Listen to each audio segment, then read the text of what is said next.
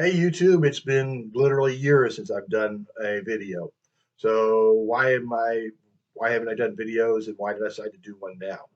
Well, for one, I know I'm not the greatest speaker. I have too many ums and ahs and pauses. I know I'm not a great speaker, and I know that there are many, many better speakers out in YouTube land that do a much better job than me. So that's one reason. Another reason is that well, I basically miss the old YouTube. For people who the old when you could do a video response, for people who weren't around back then or perhaps have forgotten, uh, YouTube used to have this cool feature where you could submit a video as a response to another video.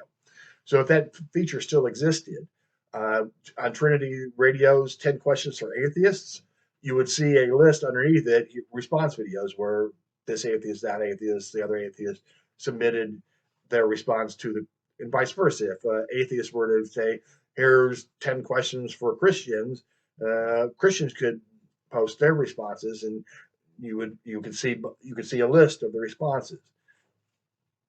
Once they got rid of that feature, a lot of the interaction between theists and atheists went away. And so the atheist and theist community kind of changed a lot when they removed that feature, which I think is highly regrettable. I miss that old feature. And since it's been gone, I've been less motivated. Now, Trinity Radio, that they sort of treated it like the old days, even if it's not really, in that they did a question, they actually listened to atheist responses and made videos of where they disagreed with the atheist responses.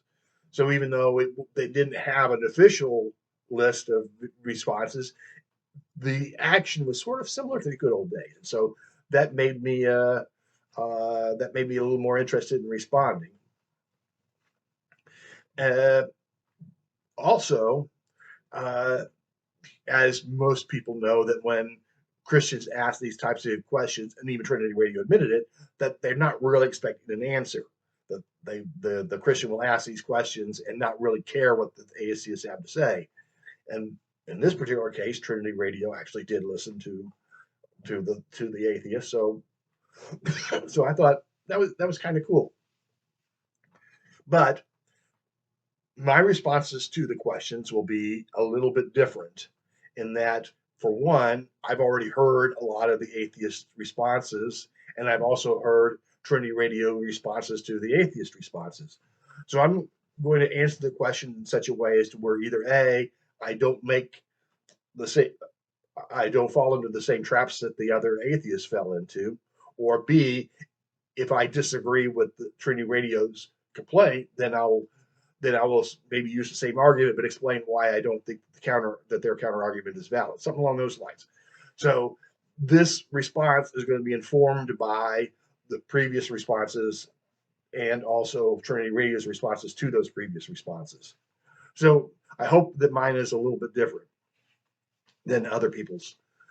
Also, I've watched not a lot, but a few other of Trinity Radio's other videos, and so, in a way, this video is going to be a one-stop shopping for refuting Trinity Radio. Not true, because I really haven't watched all of his videos, but a number of related videos to some of the same subjects.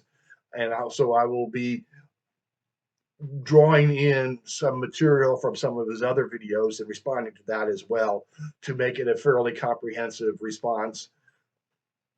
Not really. Like I said, I admit I haven't watched all of his videos, but still a reasonably good comprehensive response. That's my goal. So before I start answering the questions, I want to give a little bit of background of me so that you can you understand a little bit more of where I'm coming from in my answers. And that is, was I Christian or have I always been an atheist all my life? And that's not necessarily an easy question to answer. So I have a hour-long video on just my road to atheism where I talk a lot about this. I don't want to rehash that entire thing, but I'll just give you a quick introduction to that. Okay, so first off, I was baptized as a Lutheran, and my parents sort of self-identified as my mother identified as Lutheran, and my father just identified as Protestant. But we never went to church not even on Christmas or Easter. We just did not go to church. Uh, but yet my father would occasionally say, "Well, we got to get some religion into you, boy," and he would give me some little bit of religious talk. And when he did, it was sort of fire and brimstone ish, where some people were going to go to a good place, some people were going to go to a bad place, and so, and I, as an adult, I don't really know if this is what he believed or if he thought that was something good to believe. If he did really believe it, why weren't we going to church? So I don't really fully understand what he believed,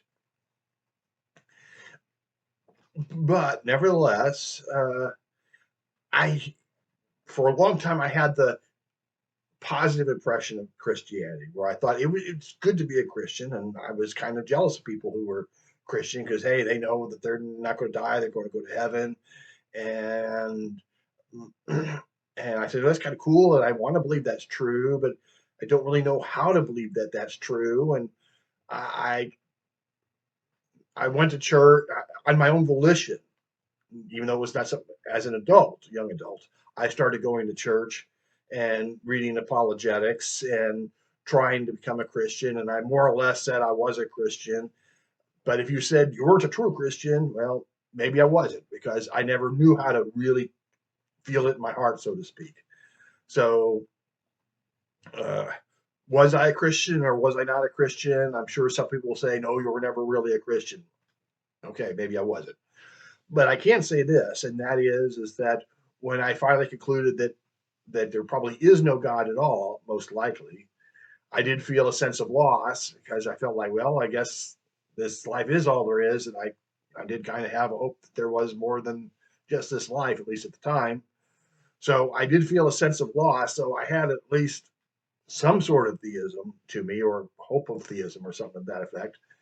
And like I said, I did attend church for quite a number of years, and uh, I'm Methodist, mostly Protestants. I went to Methodist and Lutheran churches to them for the most part. Um, so, but I would always say that to what extent I was a Christian, I was a quote unquote liberal Christian. I I found it hard to believe that in that like all the things that were supposedly said about the God in the Old Testament. I found those hard to believe.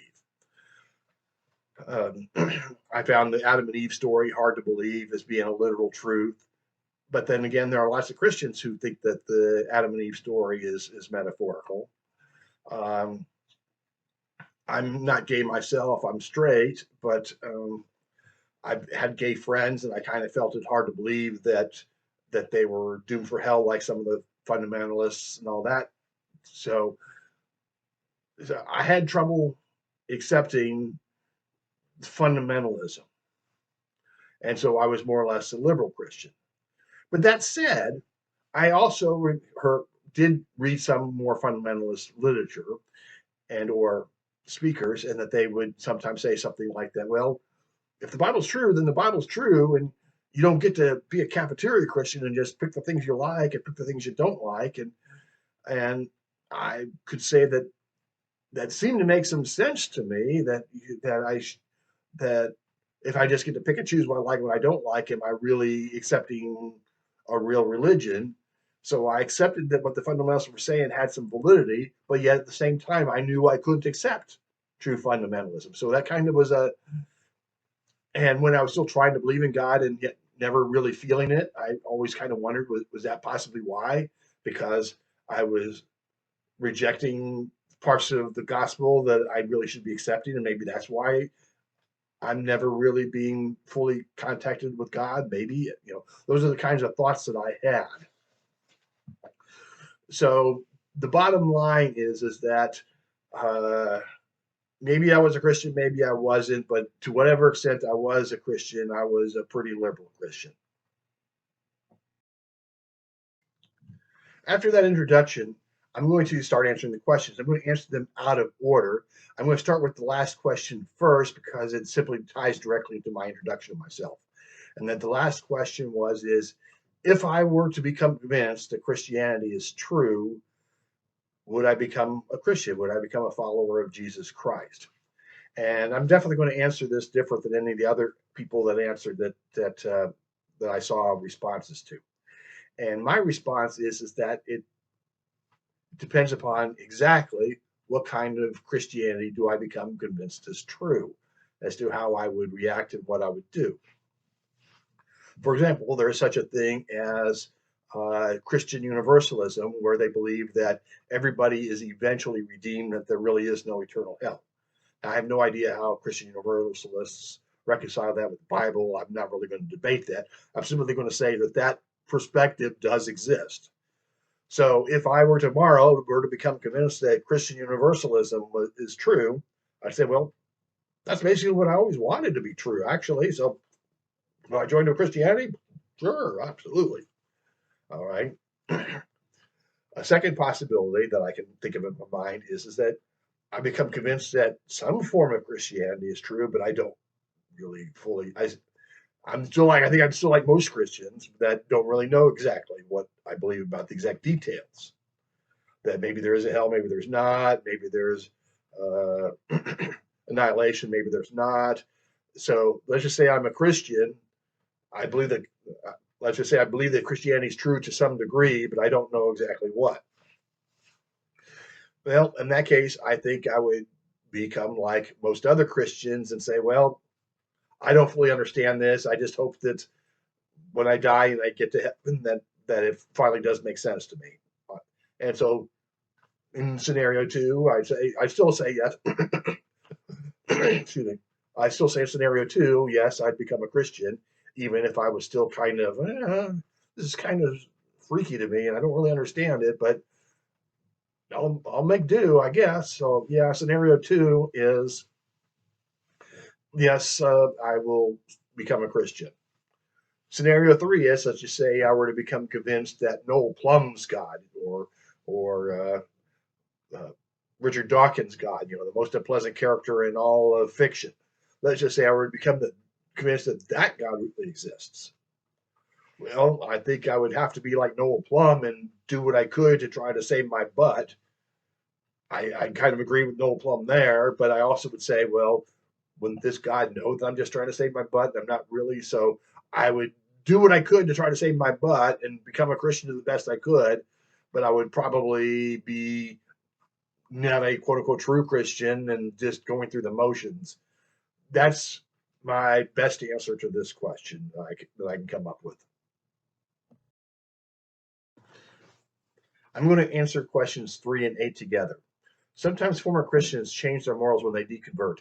Even if I did not personally deconvert in order to sin, can I at least acknowledge that it might appear that I did?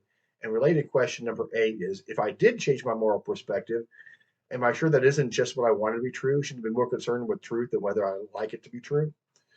Now, in Braxton's response to this, he said that many atheists took the question to really be saying, you really just wanted to sin, did you? Isn't that really true? And especially with the follow-up question number 8, whether being, are you sure that isn't just what you wanted to be true? That certainly sounds like that was what he was asking, but I will answer the questions as he asked them. Okay. Before I do, I want a little bit more of a background on me. Uh, for one, I would be generally considered fairly moral by Christian standards. I've been married to the same woman for 30 years. I'm straight. I don't use any intoxicants at all. I don't drink, don't smoke, don't use drugs. I'll tell you a quick little story about why I don't drink, and this really has nothing to do with morals in the Christian sense. And that is, my father, he was not a drunk in the typical sense. He did not drink very often. I mean, he did occasionally like a shot of Jim Beam, but he might have a bottle in the refrigerator for several weeks or a month or more. I mean, it's not like he was constantly reaching for that Jim Beam. But nevertheless, on sometimes when he would take several shots, it might be followed by him getting angry, Like one time, in the worst case, there was one time when he started breaking furniture and threw something through the TV, and we had to get a new TV. So that was the worst case. So I came I misunderstood. I actually thought that somehow, some way, people drank in order to get angry, which of course didn't make any sense to me. Why would you want to get angry? But nevertheless, that was what I perceived as being why people drank. And it didn't make any sense to me. So when I got to be a teenager and then I started to learn that, oh no, this is supposed to be a pleasant experience, at least usually, I just didn't have any interest. It never appealed to me. I've had in my life a few tastes of alcohol, and the burning sensation doesn't appeal to me. So if other people that want to drink and they do so responsibly, I think it's none of my business. I don't care. I'm not a anti-alcohol champion or anything like that, but it just doesn't appeal to me. Okay. So, and I said that I was a Christian, sort of. Maybe I wasn't, depending upon how you define a Christian. But to whatever degree I was a Christian, I always was a liberal Christian. Like I said, that I didn't condemn homosexuals, even though I wasn't a homosexual. And I found believing stuff in the Old Testament hard to believe. So, so I was always, I never, so the point I'm getting to is I didn't really change my morals when I deconverted because I already was pretty liberal. But, maybe I've changed my morals a little bit since then. Maybe, I don't know. Uh, so, and somebody might say, so if a Christian would say, to whatever extent I did change my morals, would they think that is it possible they might think it was because I just want to sin? Well, okay, it's possible. How can I, what am I supposed to do about that? I guess I'm not entirely certain what the point of the question is. Although I have one hypothesis, which it could be wrong, could be wrong. This is a hypothesis about the point of the question. It perhaps may be that Braxton is trying to say, if a Christian says to you, you just want to sin, us atheists should not get mad about it because that's just what it looks like to us Christians. So don't get mad when we say it looks like you just want to sin. Well, what if I were to turn this around a little bit? What if I were to say, you Christians, you just believe this Christianity stuff because you've been indoctrinated and brainwashed into believing it. You shouldn't get mad if we atheists say that because that's what it looks like to us. I'm curious if my reasoning about why you were asking the question in the first place was correct. Then is my turnaround of the question back at you a fair turnaround? And frankly, my turnaround of that question seems to have a lot very strong evidential backing. In Braxton's video, he did a separate video where he answered atheist questions, and one of the atheist questions is how much of your reason for believing in Christianity is because that was what you were taught, and he faithfully, rightfully admitted that it was a high degree. He admitted, I think he said it was 80%, 90% of reason why he believes in Christianity because that's what he was taught. So I am appreciative that he admitted that it was a high degree of that. But he probably would not like it if I said, well, see, that's the only reason why you believe that Christianity stuff is because you've been brainwashed and indoctrinated into it. Okay. But that's kind of what it looks like to us. Now, in that other video, he goes on to say is that, well, just because it's what I was taught doesn't mean it's wrong. Uh, Technically, it's true, but a Muslim would say the same thing, and a Hindu would say the same thing. And so, technically, yes, that's true. Just because that was what you're taught doesn't mean that it's not true. And then he goes on to say is that I went on to find evidence that it is true. In other words, you went looking for evidence with a biased preconception of what evidence you were looking for, which is exactly what Christians accuse atheists of doing, especially anti-evolutionists. They say, well, you just wanted to find evidence of evolution, and so that's why you find evidence for evolution. Well, you seem to have admitted in not quite so many words, but almost, that you came to the conclusion Christianity was first, and then you went out looking for reasons to justify your belief. And so that doesn't mean what you believe is false, but it sure sounds, it's a highly suspect way of getting at the truth. And it, you would say that's the way that Muslims operate. You'd say they came to the wrong conclusion. And that's the way Hindus work, and they came to the wrong conclusion. And that's the way Buddhists operate, and they came to the wrong conclusion.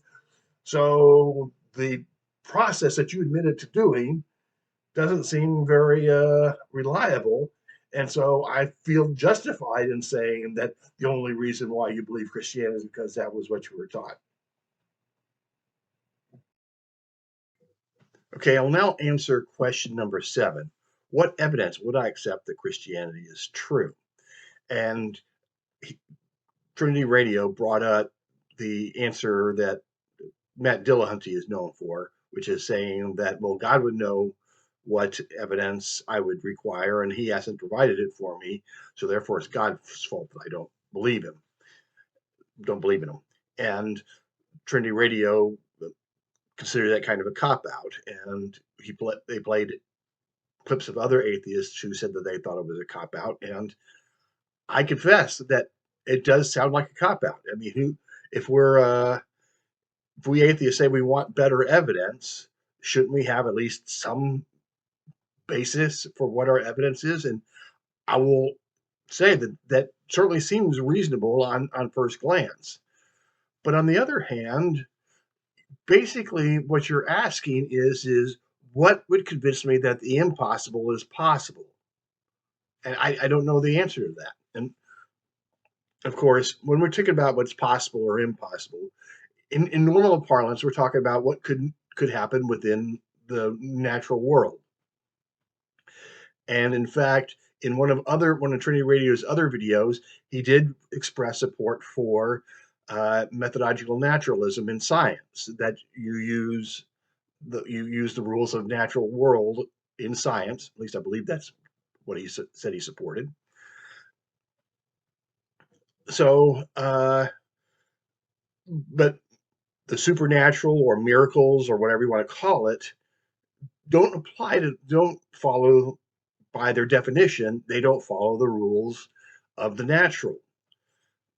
So if I say, by this little computer case, it can't just disappear and vanish into nothing, at least that would be impossible unless there is some magical supernatural way for this to be zapped out of existence in front of me. But I don't have any way to verify that, because my ways of verifying things are natural. That's the senses I've got. Okay. Now, Trinity Radio played a clip of another atheist answering this question. This other atheist said that to accept the supernatural is basically to throw away everything that we know about reality. And Trinity Radio said that that's not true. I mean, Christians still accept that science should work, and what we know about the world, generally speaking, is correct.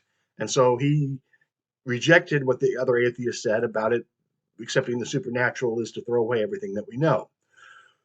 Well, I basically agree with that other atheist, but I will at least try to do a better job of explaining why that is. So let me give you an analogy. Let's just say somebody is to be accused of murder, but he says, the defendant says, I didn't do it. Satan framed me. I have some destination by God, and Satan is trying to prevent me from getting there. So he take the evidence against me. And the prosecution says, well, we've got a pretty solid case against the defendant. We've got 500 witnesses that saw the defendant shoot the victim. We've got the defendant's fingerprints on the gun. We've got blood spatter from the gun and the shooting on the defendant, on his clothing. We've DNA tested it. We've got video cameras. Every possible form of evidence that we could come up with, we've got against this guy. So we've got a pretty solid case.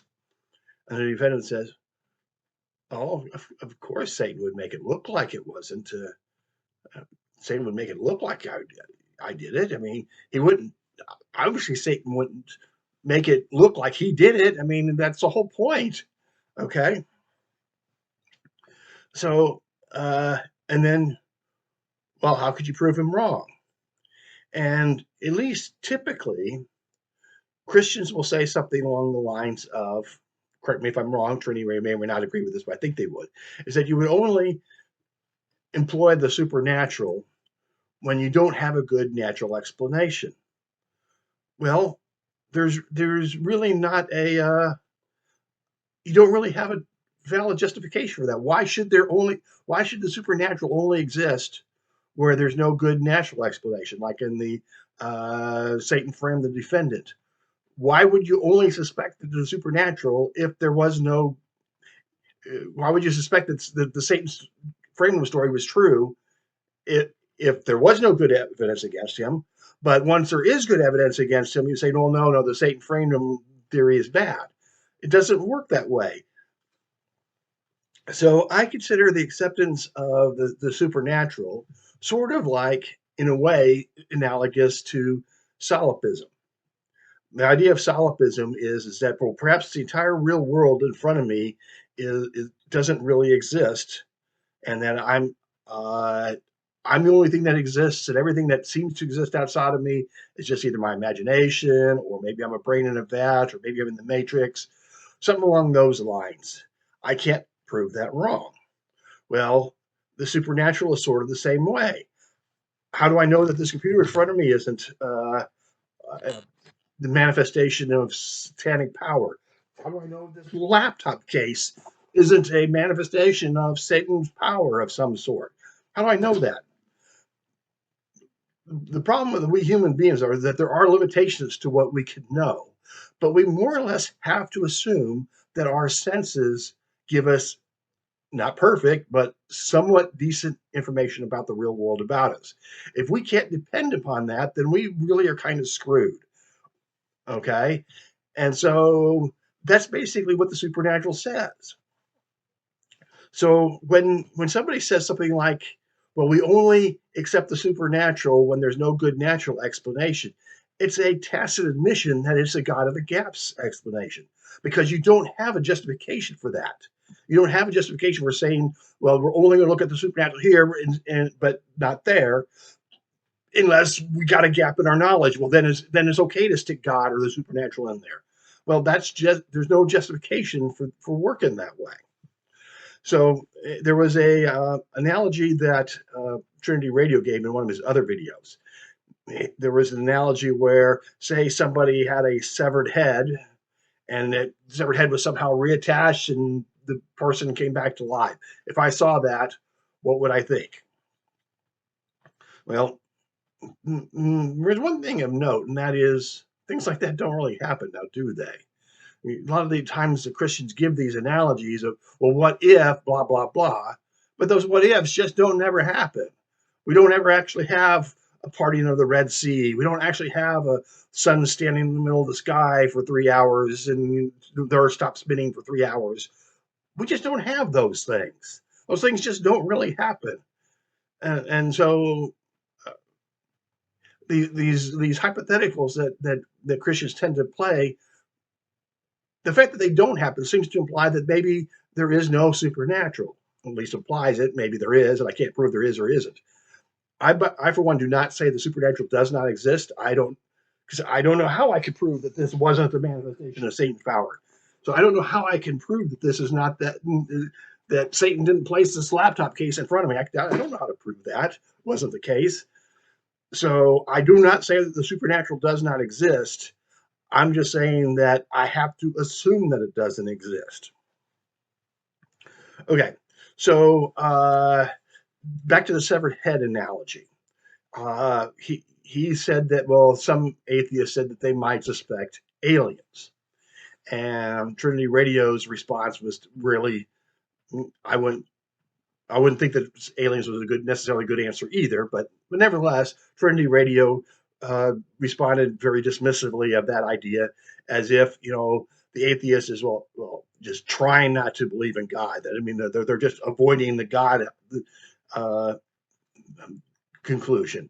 And the basic implication by Trinity Radio is that, well, obviously God is the more reasonable explanation. And if you're going to include something so ridiculous as aliens, you must be just trying not to believe in God. Well, we have at least reasonable reason to think that aliens might exist. We don't know that for a fact. And if aliens do exist and can travel to other planets, it would seem reasonable to conclude that they would have technology uh, that we wouldn't understand. So it may not be very likely, but the alien hypothesis at least looks like it's possible. Trinity Radio is saying that basically the impossible, the supernatural, impossible by any ordinary definition of the words impossible or possible, is more likely than the possible. Well, how do you do that? How do you make that definition? Or how do you make that determination?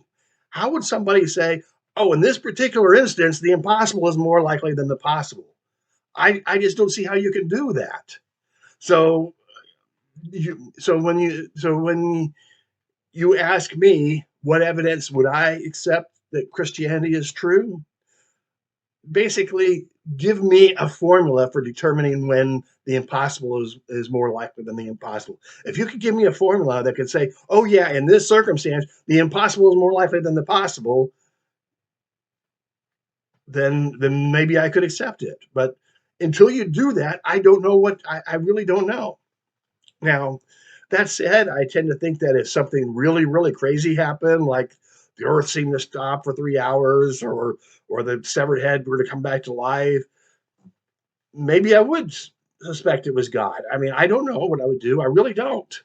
Uh, I don't know how I could determine it really was, but maybe I would suspect it was God. And if those types of things actually happen often, they don't obviously, but if they did, well, maybe I would start to think, yeah, well, maybe it is a God. I But again, it would be a God of the gaps. If I made that conclusion, it would only be a God of the gaps conclusion. Uh, so I don't know how to say exactly what amount of craziness would have to happen before I would say that, yeah, I guess it's a God. I don't know. Okay, so now I'm going to get to what is question number one.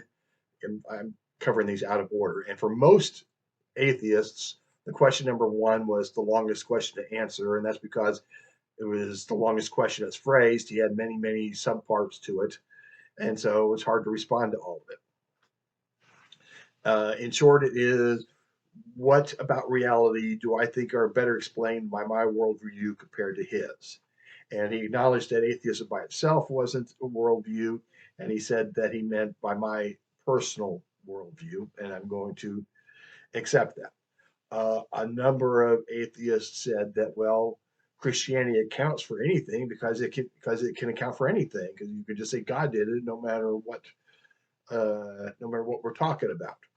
And Braxton said that, be that as it may, he still feels that we should be able to say that some things are at least better explained, even if not unexplained, but better explained by one worldview or the other.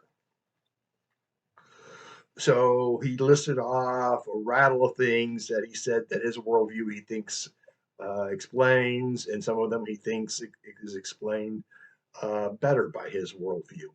So there was like 20 things he said. So one of them was evil. Who was it that said that if God can stop evil but doesn't, is he evil? If God uh, isn't able to stop evil, that he's basically he's not all powerful, and if he's neither willing nor able, why call him God?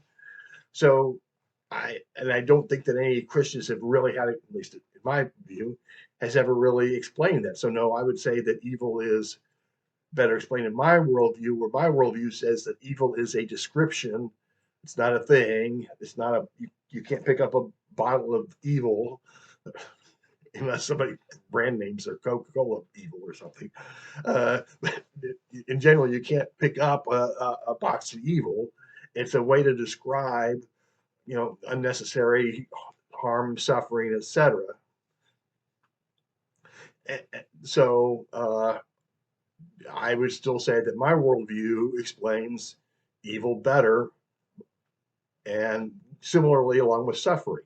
Especially natural world suffering, like suffering of animals and suffering of humans based upon earthquakes and uh, that have not caused by anybody's free will. They just happen, quote unquote acts of God. So, sort of somewhat ironically for this conversation, acts of God seem to be random suffering, while that is perfectly explained in my worldview that just says that basically poop happens and that's just the way it is.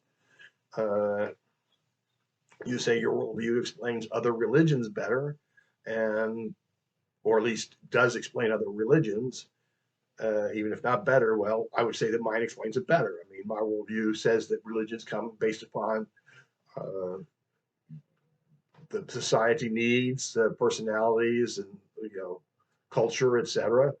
And that's why different religions exist in different areas. Uh, so I would say that my worldview explains those other religions better. And he says that his worldview explains even supernatural events in those other religions. And well, first of all, I don't believe that supernatural events do exist at all in your religion or otherwise. But from your worldview, why would God do miracles for Muslims? Why would God do miracles for Hindus or Jews? So uh, I guess I don't even understand how your religion does explain supernatural events in other religions.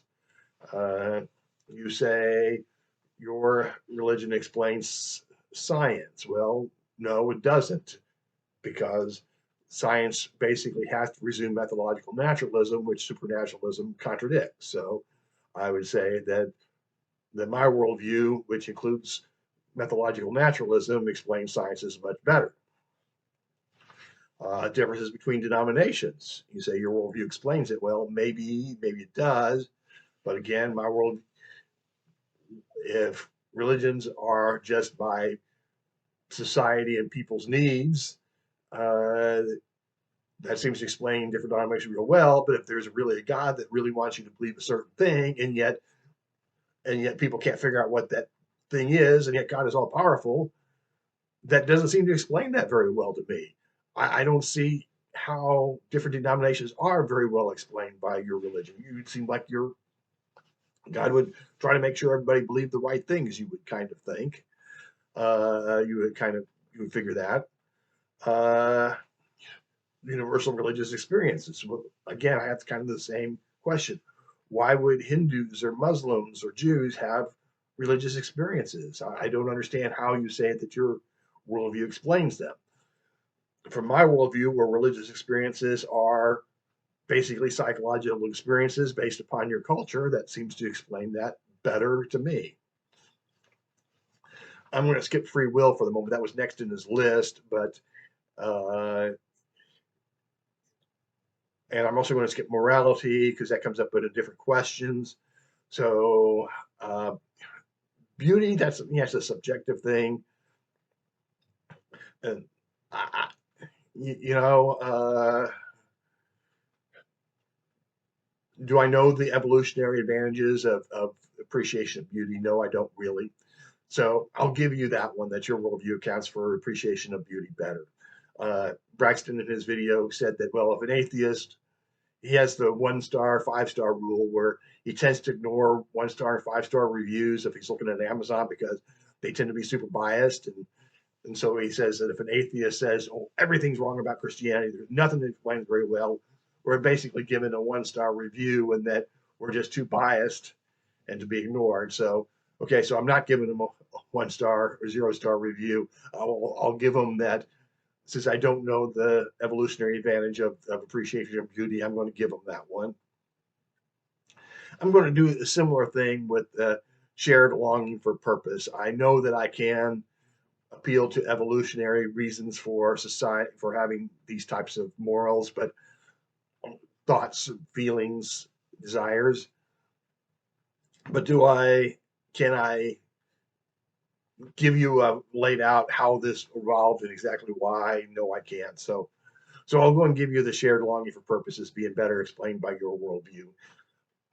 I think 90% of these things are better explained by my worldview, but I'll give you those two. All right. So now let's go on to rapid expansion of the early church. And I don't know what there is to explain there. Uh, he admitted in another one of his videos that once Constantine made it a state religion, that explains why that there was rapid expansion after that. But he said, well, we still need to explain the rapid expansion before that. Well, Rodney Stark's work on I'm not sure if you've read his book. I didn't even read it in full. I confess I only read part of it. But there's a book by Rodney Stark about and and I believe his studies is considered among the best that has been done about the expansion of the church. And it doesn't show any particularly surprising expansion of the church. And in fact, when you learn that the church didn't expand particularly fast until it was forced on it, that seems to be better explained by my worldview and not yours. So that one's fitting on my worldview again, better explained by my worldview. Um, Events surrounding the life and death of Jesus. Okay. Now, in another one of Braxton's videos, he poo-pawed and dismissed the Jesus myth hypothesis. And just FYI, I was one of the $1,000 contributors to Richard Carrier in his study on the historicity of Jesus Christ, and I'm mentioned in the credits on his book as being one of the top donors to his work. And as you may or may not know, he's concluded that it's more likely than not that there was no Jesus Christ at all. But let me ignore that. Let me just assume that Carrier is wrong on that there was a Jesus Christ of some sort that was at least some basis of the stories in the Gospels. Maybe he was executed by Pilate. Assume that. Let's just assume that at least a couple of the non, some of the non-miraculous claims in the Gospels were based upon the truth of a real Jesus Christ. We'll just make that assumption that at least some of them were. How would I know which ones of those are real? We have zero reliable sources of anything of what Jesus Christ did or said. All the Gospels are anonymous. Uh, the names that are attached to them are in all likelihood not who actually wrote them, so we don't know who wrote them. They seem to be written in third person omniscient format. If you look in literature how words are written, third person omniscient format is a fictional format. Their structure is a fictional structure. So if there are some things that are in there that are true and some things that are not, I have absolutely zero way to know which ones they are. In another of Braxton's videos, he mentioned, well, even the Jesus seminar says that there are things that we can be pretty certain that Jesus said. And the implication being that if even the highly liberal Jesus seminar says it, well, it's just got to be true. Well, no, Jesus seminar could be wrong too. I mean, I don't see how the Jesus seminar can say that anything is real about given that you got zero, zero, zero reliable sources as to what happened. There are some extra biblical sources, or at least claimed extra biblical sources, like the Testimonium and a few others that seem to be extra biblical references to Jesus Christ, although they're actually not very good. But again, I'll just accept those things I chose to see if they are real and that they really reference the real Jesus Christ.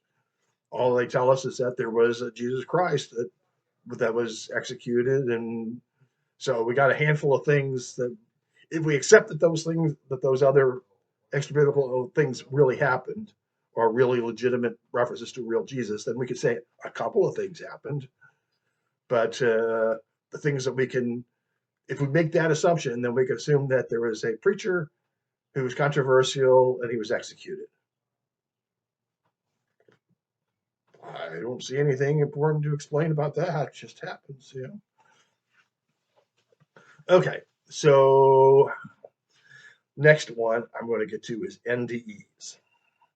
And he talks about, in another one of his videos, he gives more explanation on NDEs and says that, you know, there's a remote viewing that people have when they're having an NDE. They can see things that they weren't present for. They can report knowing things that they weren't present for. And I will confess that if remote viewing really happened, then that would be harder for me to explain from my worldview than from his. But I don't believe that that really happens. I would like to refer to an article by Keith Augustine entitled Hallucinatory Near-Death Experiences. And he talks a bit about how, yes, those things have been claimed, those things have been reported, that they're not very verified, and that many NDE researchers want to believe that they're true. They want that they have a bias, and that also people can inadvertently ask leading questions. Somebody can be talking to somebody who had a near-death experience and say something like, well, did you see so-and-so next door get shot? You go, yeah, I think I saw that. So you can implant memories accidentally.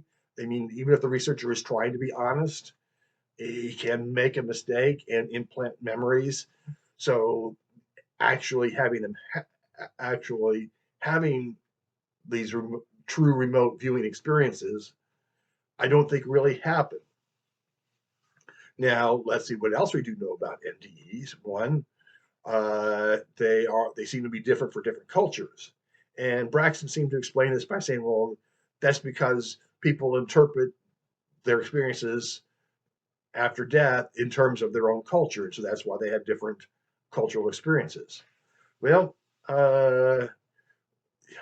Keith Augustine reports that sometimes people in India will report finding themselves in an impersonal bureaucracy, and that they're going to be sent back to Earth because of the wrong person was sent to them. And if there was a real God and Christianity is really true, why would this happen? Why would they see this? Why would God present this type of an afterlife to them? Was he just lying to them so that they'll kind of transition into the real afterlife? Or it doesn't make any sense that NDEs have been induced by, like NASA tests where they put you in those things at high G forces, that they can induce NDEs. And children supposedly will often see fictional characters and living people in their NDEs. So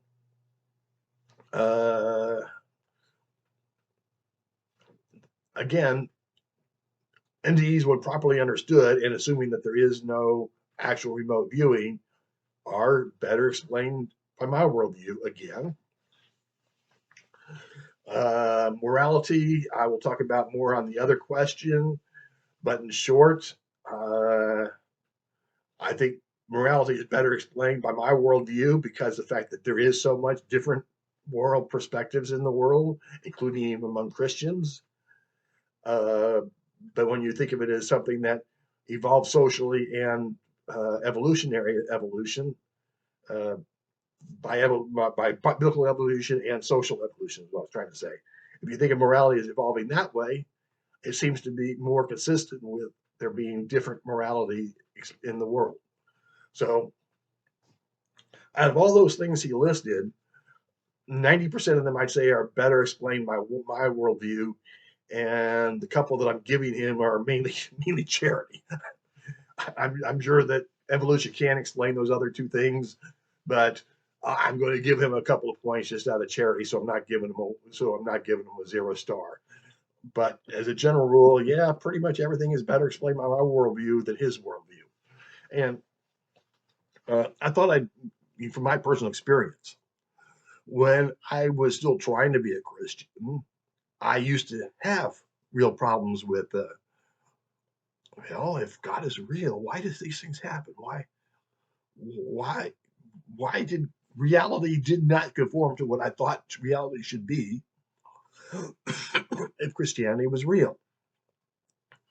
I couldn't understand why needless suffering happened. I couldn't understand why diseases would evolve and come about. Uh, so the world to me did not seem to make sense when I was trying to make sense of it within a theistic view. And when I eventually decided that God probably does not exist, there was some disappointment because of the fact that it seems like, I kind of was looking forward to an eternal life of some sort, but the world seemed to make a lot more sense to me. If there is no rhyme or reason, then the fact that if that's life is just the way it is because of natural forces, the world seems to make a lot much more sense. So yes, I would say that my worldview makes much more sense of the world, and that I'm not just saying that because I'm trying to win an argument. I'm saying that I emotionally felt that when I lost my religion. I felt, yeah, the world makes a lot more sense now. So it's not just to win an argument. That's what I legitimately felt and feel. In the discussion of the list of things that he said that his worldview accounts for better, or at least as well, I skipped over free will because I wanted to give it its own discussion because it in itself is a fairly complex subject. Um, I don't see how free will could exist either in my worldview or your worldview. In a nutshell, here's how I heard one other atheist explain it, and that is what is outside of the direct control of an omniscient, omnipotent entity? And the answer is, by definition, nothing. If there's anything that's not in the direct control of an omniscient, omnipotent entity, then it's not omniscient or omnipotent by definition. So how could there be such a thing as free will in the theist worldview? Um, think about it. Do people decide their own personalities? Do people decide how their hormones are going to impact their desires? Do people decide where they're going to be born? Do people decide what their natural aptitudes are going to be? They don't decide any of these things. These are things that, if theism is true, these are things that God set up. Uh, when discussing this with another, with a online with a theist, a Christian, he said that free will and human interactions is sort of like rolling a snowball down a hill. That if you or I were to roll a snowball down a hill, we would have a basic idea of approximately what would happen, but we wouldn't know exactly what would happen until it happened. And that's what God is like when it comes to uh, human interactions. That He knows vaguely what we're going to do, but until we actually do it, He's not going to know. Well, imagine God rolling a snowball down a hill. He would know exactly how many atoms are in the snowball, its exact configuration, the exact location of each atom, where each bounce would land, how many atoms of water molecules would fall off and or would get added on each bounce, where each bounce would happen. He would know exactly all of that. So how is humans any different? How would he not know exactly what we would do, what our choices would be, at every time. Now, if God was merely omniscient and not omnipotent, if he knew what was going to happen, but he didn't create everything, a lot of atheists will say that in itself violates free will. And I say that by itself does not violate free will. I don't believe that knowing what's going to happen causes you to do. If God knew that today I was going to be doing this video, I don't think that his knowledge of it impacted my free will, if there was such a thing, uh, so to create this video. All right. But when you throw in that not only does he know what's going to happen, and the fact that he allegedly created everything and set everything up such that they would do exactly what he knew that they would do, uh, then how is it possible that there is such a thing as free will? Even some Calvinists, some religious people like Calvinists agree with this. They don't believe in free will. Um, here's another analogy. Say somebody who was raised by wolves, raised in the country, raised you know out in the village, has never seen modern things, never seen a gun in his life before, and he picks up a gun. What is this? And pulls it, actually, just to see what would happen. Pulls the trigger, and somebody dies. So he shoots somebody, and they die. And so if he gets arrested, and it is found that he really had no idea what a gun would do, then his he should not be held guilty for having shot the person, because he legitimately had no reason to believe that what pulling this little thing would do anything significant. He had no real reason to believe that that would happen. So therefore, we should find him innocent. Now, let's just say somebody else who knows what a gun is, and he pulls the trigger and shoots somebody dead, and he gets arrested, and he says, yeah, I pulled the trigger, but I didn't create the forces of nature that would cause the bullet to damage your body. I didn't create uh, the, the the bullet itself. I didn't create the gunpowder. I didn't create how gunpowder and all that stuff works to where it would shoot out and kill that person. So don't blame me. Blame God, whoever. All I did was I just pulled this little thing, and all that other stuff was out of my control. I didn't have anything to do with anything once I did this. So therefore, I shouldn't be held accountable. And most people would not buy that explanation. If the guy was somebody who knew what would happen when you pulled the trigger, you knew what was going to happen. So now let's just say, now when we take that analogy and apply it to God and his creating the universe, it's not, for one, since he would know what would happen, what good and bad things would happen, it'd be like, it's at least like the guy who shot the gun, because God would know everything that was going to happen. But it is more than that, because not only did God, if there was a God, assuming the God hypothesis, not only did God put things into motion that he knew what would happen, but yes, he did create all of the mechanisms. He, in the analogy of the guy who shot the gun, God would have been the one to create the gunpowder, would have been the one that created the fact that gunpowder, that mechanism would happen.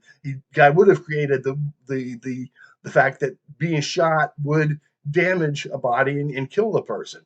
So everything in the universe would be things that God designed and put into place in motion.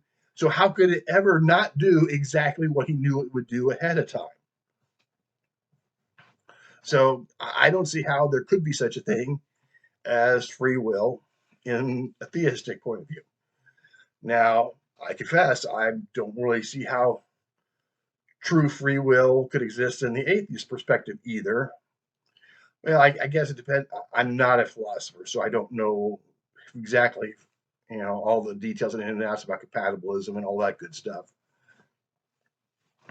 But here's how I, from a layman, understand, think of it. And that is, yes, my thoughts and actions are basically brain chemicals doing what brain chemicals do. But I define free will as the act of brain chemicals doing what they do to come up with the conclusions that they do. So,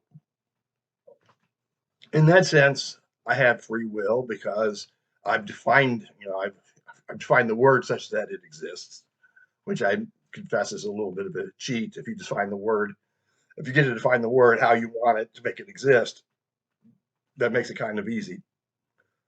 But besides that, I at least feel like I have free will, even if I don't. And I've heard some atheists say that the illusion of free will is good enough for them. I'm not sure I would call it quote unquote good enough for me, but it is what it is. There's nothing I really can do about it. I seem to just have the illusion of free will, and that's it. Now, he had another video that I thought was kind of strange. It was a video specifically on free will, and he spent most of the time defending a possible naturalistic explanation of free will, which I thought was kind of bizarre considering that he's a Christian. And he does at the end try to tie it to theism. But the majority of the video is spent on a naturalistic possible explanation for free will. And here is how his argument went. He played some clips by Dan Barker and name escapes me, Letters to a Christian Nation guy. His name escapes me at the moment. Sam Harris. Played clips by them where they said stuff to the effect that quantum uncertainty probably does not explain free will because quantum uncertainty probably does not play a significant portion of human thought processes. Because if it did, then people would say, I have no idea why I just did what I just did. I just did it. And people don't ever just say, well, I have no idea why I did that. It's not what people do doesn't seem to be totally random. And Braxton makes an interesting hypothesis. I'll grant him that. In his hypothesis, uh, maybe quantum uncertainty can tweak you a little bit. Like, say, he said he was trying to decide between eating pizza because he really likes the taste of pizza, but he was also deciding upon possibly eating a healthy meal because he kind of wants to eat a healthy meal. And so maybe the quantum uncertainty might push him towards the pizza, or it might possibly push it towards the healthy meal, but that it wouldn't push him towards drinking a gallon of gasoline instead. It would just tweak you a little bit.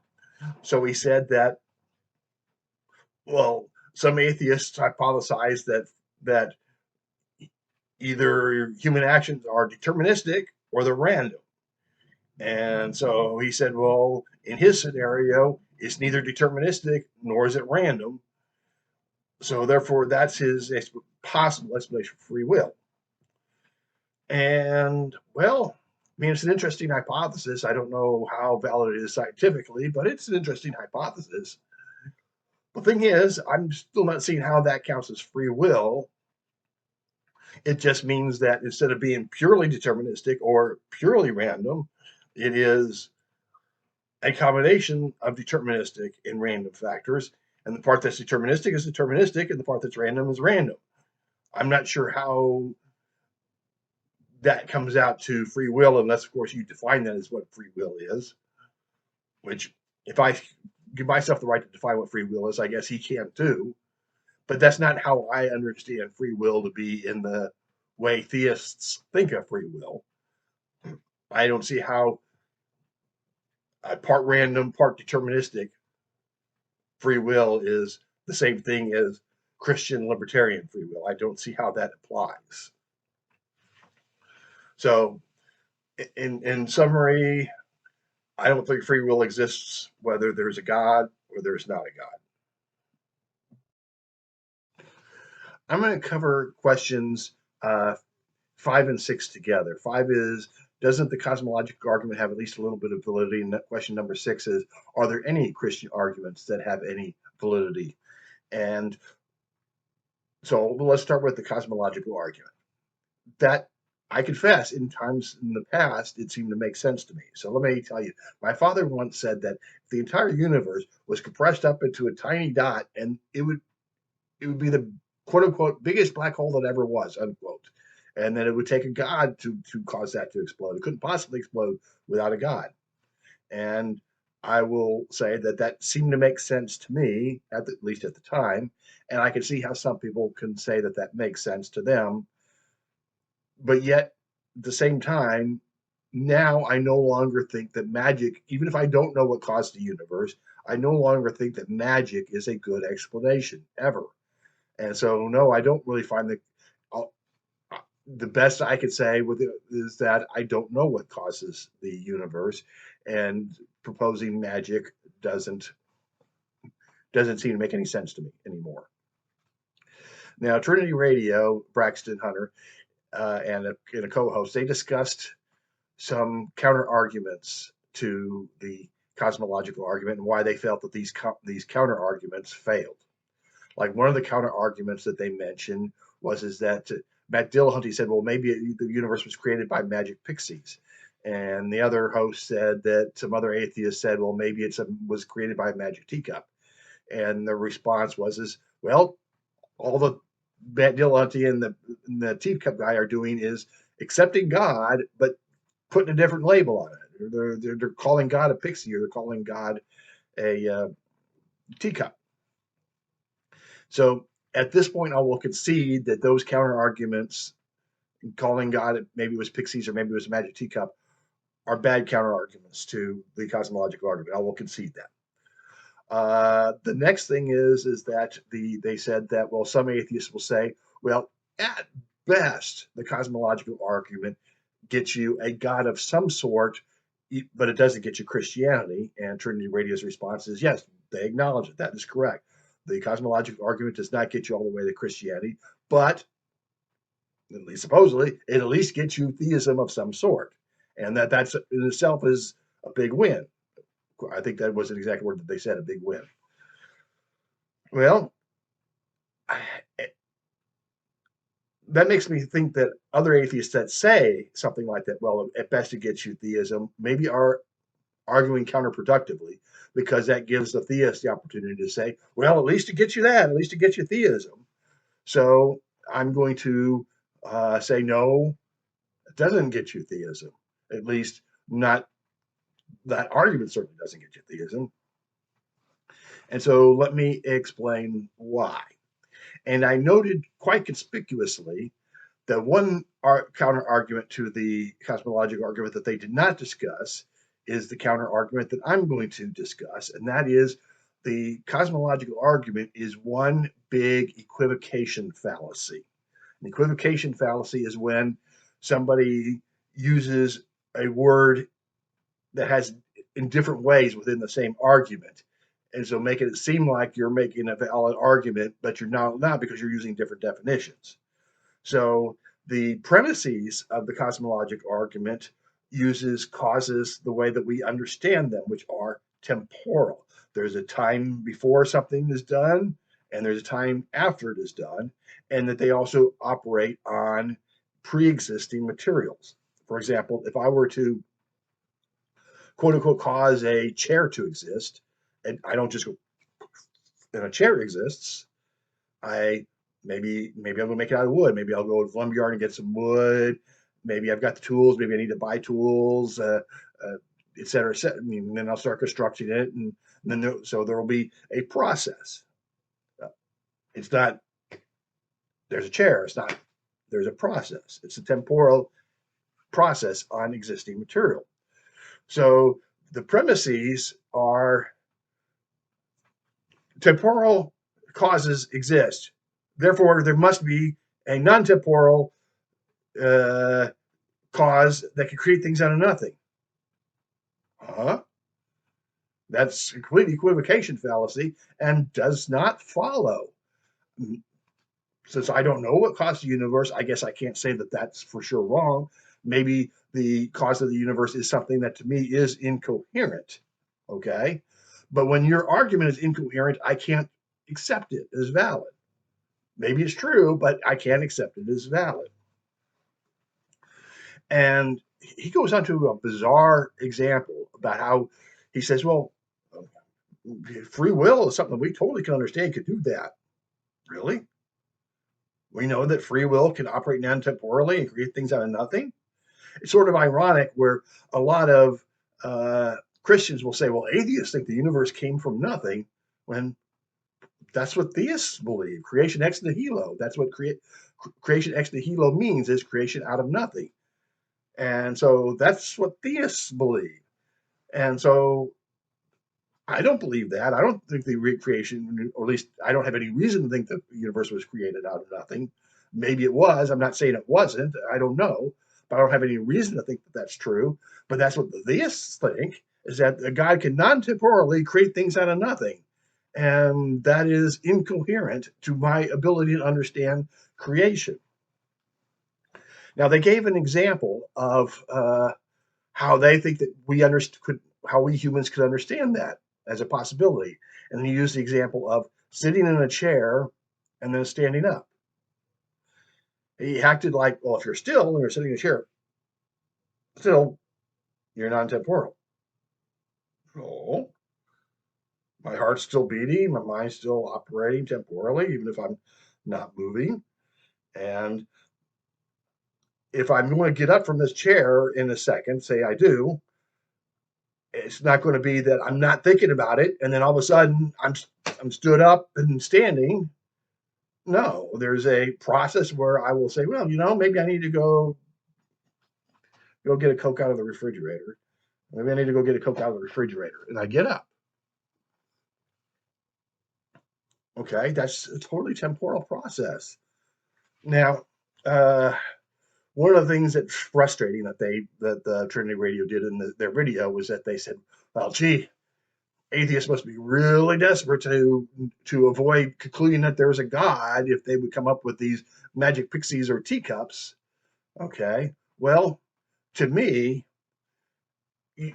that's an annoying thing for you guys to say, but that makes it fair game for me to say the reverse, doesn't it? Isn't it now fair game for me to say something like that? If you think that sitting in a chair is a non-temporal action, you must be really desperate to accept this cosmological argument. It is complete equivocation, fallacy, garbage. And you must be really desperate to think that to want to shoehorn a belief in God to come up with this complete piece of garbage. Now, I don't know. Like I said, I don't know what caused the universe to exist, but TMM, the Messianic mechanic, he gives an analogy which seems apt to me. And he says, I wish I had got a ruler around here somewheres. I did, but I'm not sure where I put it. The ruler doesn't come into existence at the first inch and then cease to exist at the end of the inch. It simply is that entire length of the ruler, and that time in the universe, that even if there was a big bang, that's just like the end of the ruler. That it didn't really have a preceding event.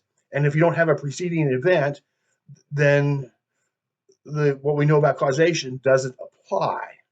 Maybe there will, again, I'm not ruling out that there is some kind of causation that would work in that scenario, because I can't say that there isn't. I'm just saying is that you can't assume that.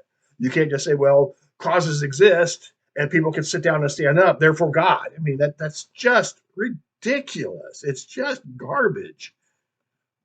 Now, as far as other theist arguments, no, not really. I can't really think of any other theist arguments that are particularly. I mean, we could go into some of the other popular ones like the fine-tuning argument, moral argument, and I may go into them at some other points in this video. But for the moment, I'm going to say no. I don't really have any theist arguments that I'm particularly impressed with. So I'm going to talk a little bit about some of the arguments that Braxton mentioned in his response to atheists as to some of these arguments that he thinks are good arguments. And one of them in particular was the moral argument. And to me, that's a terrible argument for God and or Christianity, because for every single moral issue, even if you just limit it to Christians, they got different answers on virtually every question. Uh, is divorce okay? You've got Christians on one side or the other. Is abortion okay? You got Christians on one side or the other. Is homosexual okay? You got Christians on one side or the other. Every single significant moral question, you have no consistent answer to.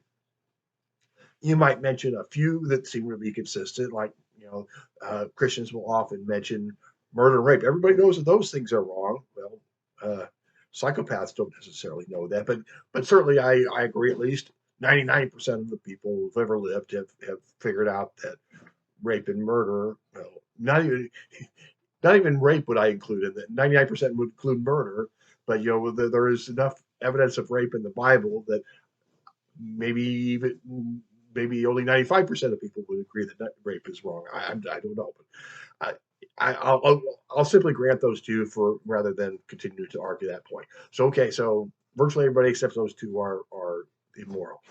Well, that doesn't seem like it takes a God to figure out. I mean, if I don't want to be murdered or raped, then it seems like I probably shouldn't murder or rape other people. It doesn't seem like it takes a God to figure that out. But virtually every other question about morality, it's pretty wide open. Here's an analogy I've used, and that is Elvis Presley in the 50s. People, that's before my time too, but I'm at least young enough to know, old enough to know that there were people who considered his shaking his hips as immoral. He was hurting the moral fabric of society. Today, there are many preachers who love Elvis and might not even be aware that it was ever considered controversial that he shook his hips. Yeah, so in a matter of a few decades, whether or not Elvis's hip shaking is moral or immoral has changed, even among Christians. So uh, I don't get where this everybody's got the same morality or there's a universal morality. Where how you even defend that concept?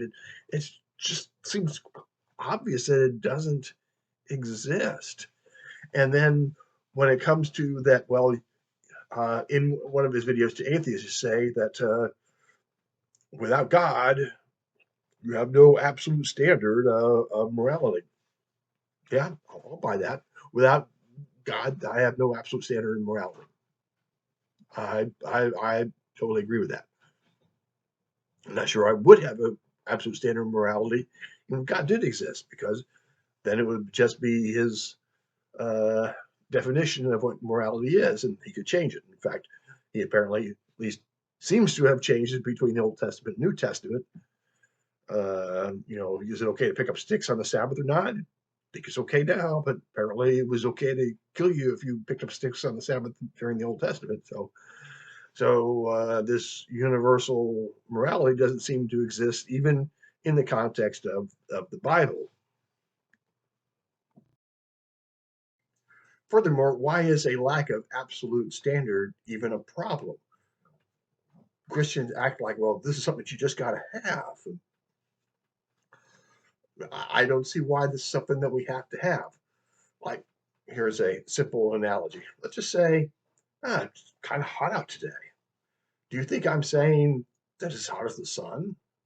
If I say, oh man, it's kind of chilly outside, do you think I'm trying to say it's absolute zero outside? No, you kind of have an idea of what somebody means when I say hot or cold, and I don't have to have an absolute standard of what hot or cold is.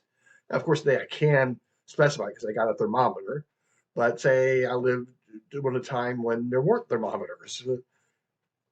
Would that mean I couldn't say something was hot or cold? No, of course I could still say that. Now, sure, uh, if I'm talking to somebody who's used to a different climate, when I say it's hot outside, it's hot, cold, they may have somewhat of a different idea. Uh, but then I can still explain it to them in relative terms. Uh, I can say, well, it's cold enough to need a jacket, or it's cold enough that it's a lot colder than it was yesterday, or it's a lot warmer than it was yesterday. Even if the other person isn't quite sure what I mean when I say it's hot or cold, I still can, even if I don't have a thermometer to give it to them in exact terms, I can still give it to them in relative terms. And that's how we deal with things every day. Uh, Even when I say something like, "Oh, that was unfair," we kind of do we have to have an absolute standard of what is fair or unfair for us to kind of come up with the idea when I say something is fair or unfair, what I mean? I don't think we do. Uh, and again, even if you think we do need this thing, where is it? You don't have it. The Bible isn't it. Your God isn't it, or doesn't seem to be because it changes. So if you think we need this absolute standard, we ain't got it. Okay, I'm going to answer questions 2 and 4 together. Question 2 is, if I say that I merely lack a belief in God rather than disbelieve in God, is that really accurate? Don't I really actively disbelieve in God? And 4 is, if I say that I merely lack in belief, what do I think the probability is? 50-50, 60-40? And at what point does it stop being a lack of belief and actually an active disbelief? Well, I this is basically a debate about the meaning of the words atheism, agnosticism, belief, disbelief, knowledge, etc. And I really don't like these kinds of arguments. Even I've seen atheist videos on these subjects, and I don't really like the atheist videos on these subjects either.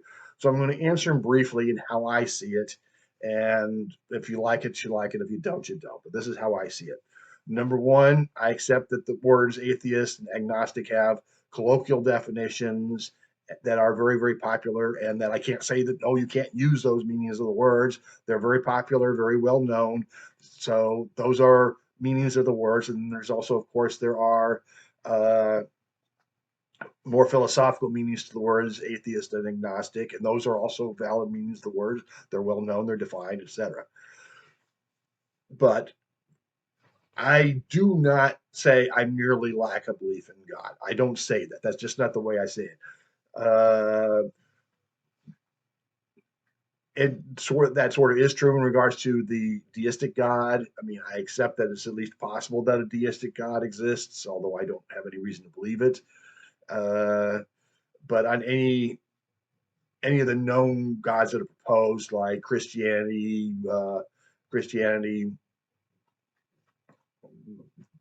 Judaism, Hinduism, etc., all those, I do actively disbelieve in those gods. I do not believe that those gods exist. So I do not say that I merely lack a belief in those gods. I specifically, excuse me, I specifically do not believe that those gods exist. Um, Now, the question is, what kind of? I accept that there's at least some. I have to accept that there's at least some possibility that I'm wrong. I think that you got to be fair and admit that there's always some possibility you're wrong. But could I put a number on it? 1% chance that I'm wrong, 0.1% chance. I would simply say that I think that it's exceedingly unlikely that I'm wrong about at least the the known gods that have been proposed to me. I think it's exceedingly unlikely that any of those exist. I really couldn't put a percentage on it. As far as the deistic God, again, I don't want to put a number on it on that either. I don't really know, but I would at least say that it's at least a little bit more plausible that a deistic God exists. Now, if anybody listening to this says that means you're an atheist or that means you're agnostic or whatever label you want to put me on that. That's my answer to your question. Hope that's satisfactory. By the way, I didn't even watch Trinity Radio's response videos on those 2 questions simply because I don't find those questions interesting.